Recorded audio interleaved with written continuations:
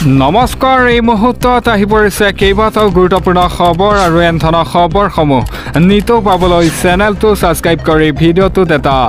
like কৰি দিবলৈ নাপাহৰিব তেনে বলক দেৰি নকৰি খবৰকেইটা আৰম্ভ কৰোঁ দৰ্শকসকল ৰাতিপুৱাৰ প্ৰথমটো খবৰ ২৬ৰ নিৰ্বাচনৰ পূৰ্বেই পুনৰ শক্তি বৃদ্ধি পালে অজাপৰ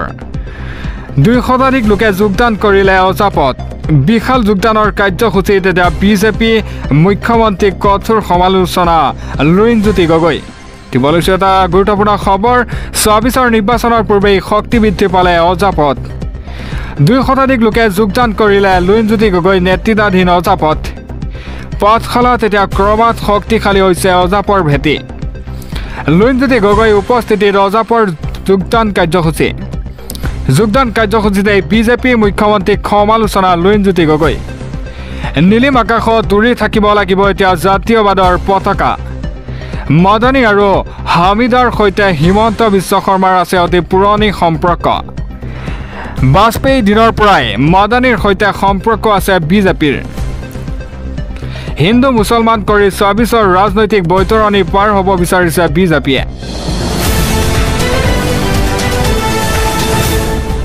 পৰৱৰ্তী খবৰ আহি পৰিছে BPFৰ চৰকাৰ হলে BTRত নচলিব কোনো উচ্ছেদ অভিযান চৰকাৰী মাটিত থকা সকলোৱে লাভ কৰিব মাটিৰ পট্টা নিৰ্বাচনৰ পূৰ্বে হাগ্ৰামা মহিলাৰীৰ ডাঙৰ প্ৰতিশ্ৰুতি এতিয়া হাগ্ৰামা মহিলাৰীৰ ডাঙৰ প্ৰতিশ্ৰুতি BPFৰ চৰকাৰ হলে BTRত নচলিব কোনো ধৰণৰ উচ্ছেদ অভিযান চৰকাৰী মাটিত থকা সকলে কোনো চিন্তা কৰিব নালাগে চৰকাৰী মাটিত থকা সকলোৱে লাভ কৰিব এতিয়া মাটিৰ পট্টা BPF চৰকাৰ হলেই প্ৰথম কামেই হ'ব মাটিৰ পট্টা দিয়া সকলো জাতি ধৰ্মৰ লোকেই লাভ কৰিব এতিয়া ভূমিৰ পট্টা গুৰেশ্বৰৰ খণ্ডিকৰত হাগ্ৰামা মহিলাৰীৰ এই ডাঙৰ ঘোষণা নিৰ্বাচনৰ পূৰ্বে এতিয়া হাগ্ৰামা মহিলাৰীৰ ডাঙৰ প্ৰতিশ্ৰুতি BPF চৰকাৰ হলে BTRত নচলিব এতিয়া কোনো ধৰণৰ উচ্ছেদ অভিযান BPF চৰকাৰ হলে নচলিব কোনো ধৰণৰ উচ্ছেদ অভিযান চৰকাৰী মাটি থকা সকলে কোনো চিন্তা কৰিব নালাগে বুলিও মন্তব্য কৰে এটা BPF চৰকাৰ হলেই প্ৰথম কামেই হ'ব মাটিৰ পট্টা দিয়া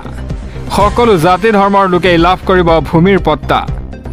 গুৰেশ্বৰ খণ্ডিকৰত হাগ্ৰামা মহিলাৰীৰ এই ডাঙৰ ঘোষণা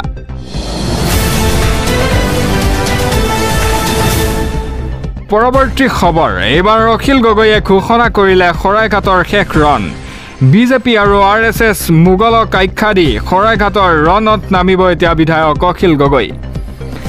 বিজেপি আৰু RSSক অখিল গগৈয়ে দিলে মোগলৰ আখ্যা বিজেপি আৰু RSSক খেদিবলৈ হ'ব শৰাইঘাটৰ শেষ ৰণ বিজেপি আৰু RSSক মিৰ জুমলাৰ লগত তুলনা অখিল গগৈ বিজেপি থাকিলে ভাৰত তথা অসমখন গতাই দিয়া হ'ব বিদেশীৰ হাতত এটা হিন্দুক ডাঙৰ কৰি অসমীয়া শেষ কৰি পেলাব বিজেপিয়ে এবাৰ অখিল গগৈয়ে ঘোষণা কৰিলে শৰাইঘাটৰ শেষ ৰণ বিজেপি আৰু RSSক অখিল গগৈয়ে দিলে মোগলৰ আখ্যা বিজেপি আৰু RSSক খেদিবলৈ হ'ব এতিয়া শৰাইঘাটৰ শেষ ৰণ বিজেপি আৰু RSSক মিৰ জুমলাৰ লগত তুলনা কৰিছে অখিল গগৈয়ে বিজেপি থাকিলে ভাৰত তথা অসমখনক গতাই দিয়া হ'ব বিদেশীৰ হাতত বুলিও মন্তব্য কৰে অখিল গগৈয়ে পৰৱৰ্তী খবৰ শ্ৰীভূমিত কঠোৰ হৈ পৰিছে প্ৰশাসন বাহাল ৰাখিছে ১৬৩ ধাৰা ৰাজপথত মাইক যোগে প্ৰশাসনৰ এলাৰ্ট আইন শৃংখলা বিঘ্নিত কৰিলেই পৰিব এতিয়া বিপদত দিবলৈছে এটা ব্ৰেকিং আপডেট শ্ৰীভূমিত কঠোৰ হৈ পৰিছে প্ৰশাসন উত্তেজনাৰ পিছতেই শ্ৰীভূমিত বাহাল ৰাখিছে ১৬৩ ধাৰা ৰাজপথত মাইক যোগে প্ৰশাসনৰ হাই এলাৰ্ট আইন শৃংখলা বিঘ্নিত কৰিলেই পৰিব এতিয়া বিপদত ৰাজহুৱা স্থানত ৫জনকৈ অধিক লোক গোট খাব নোৱাৰিব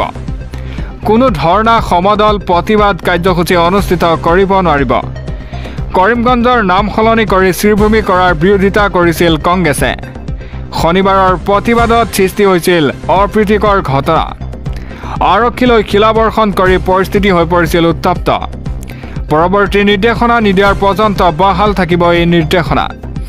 শ্ৰীভূমিৰ প্ৰান্তে প্ৰান্তে এতিয়া আৰক্ষীয়ে দিছে টহল পৰৱৰ্তী খবৰ মিয়াপক্ষলৈ এতিয়া শিৱসাগৰ প্ৰশাসনক প্ৰশ্ন কৰে ইউনুছ তামুলীয়ে সিতু বৰুৱাৰ দৰে নেতাক কিয় গ্ৰেপ্তাৰ কৰা নাই আৰক্ষীয়ে যদি নোৱাৰে হাত দাঙি দিয়ক আমি আছো বুলিও মন্তব্য কৰে ইউনুছ তামুলীয়ে দিবলৈ এটা ব্ৰেকিং নিউজ মিয়াৰ পক্ষলৈ শিৱসাগৰ প্ৰশাসনক প্ৰশ্ন কৰে ইউনুছ তামুলীয়ে সিতু বৰুৱাৰ দৰে নেতাক কিয় গ্ৰেপ্তাৰ কৰা নাই শিৱসাগৰত অশান্তিকৰ পৰিস্থিতি সৃষ্টি কৰা ব্যক্তিক প্ৰশাসনে হিৰো বনালে যিকেইজন ব্যক্তিয়ে সংবিধানৰ বিৰুদ্ধে কাম কৰিছে তেওঁলোকক কিয় সমৰ্থন কৰিছে তাক লৈ ডাঙৰ প্ৰশ্ন কৰে ইউনুছ তামুলীয়ে হাত তালি বজাই শিৱসাগৰ আৰক্ষীক সমালোচনা কৰে ইউনুছ তামুলীয়ে সিতু বৰুৱাৰ সংগঠনৰ নেতাক পুৱাই আটক কৰি কিয় এৰি দিয়া হ'ল তাক লৈ ডাঙৰ প্ৰশ্ন কৰে অসমীয়া ব্যক্তিয়ে অসমত ব্যৱসায় কৰিব নোৱাৰিব নেকি বুলিও প্ৰশ্ন কৰে শিৱসাগৰ আৰক্ষী প্ৰশাসনৰ নিজৰ কোনো নাই স্থায়িত্ব ইমান দিনে আৰক্ষীয়ে নিজাববীয়াকৈ কিয় এওঁলোকৰ বিৰুদ্ধে ৰুজু কৰা নাই গোচৰ এজন মানুহে কবিতা লিখিলেই গ্ৰেপ্তাৰ হয় কিন্তু তেনে স্থলতেই একাংশ লোকে মিয়াক টাৰ্গেট কৰি আছে কিয় গ্ৰেপ্তাৰ কৰিব পৰা নাই অসম আৰক্ষীয়ে যদি নোৱাৰে হাত দাঙি দিয়ক আমি আছো বুলিও মন্তব্য কৰে ইউনুছ তামুলীয়ে আমিও আইন কানুন নমনা হ'ম বুলিও মন্তব্য কৰে পৰৱৰ্তী খবৰ এটা ব্ৰেকিং নিউজ হুজাইত মুছলমানে দেখুৱালে এতিয়া একতা 50,000 মুছলমান সমবেত হৈ কৰিব এতিয়া দোৱা ইছলাম পণ্ডিত হজৰত মৌলানা মুফতিৰ মহম্মদ আলীৰ জানাজাত সমবেত হৈছে হাজাৰ হাজাৰ লোক সমাজৰ বাবে কিমান সমপিত হলে শেষ যাত্ৰা এই সমদল আশা কৰিব পাৰি সবিশেষ জনাই আছো আপোনালোকক 50,000 মুছলমান সমবেত হৈ কৰিলে দোৱা এগৰাকী ইছলামিক পণ্ডিতৰ মৃত্যুত হুজাইত শোকৰ ছাঁ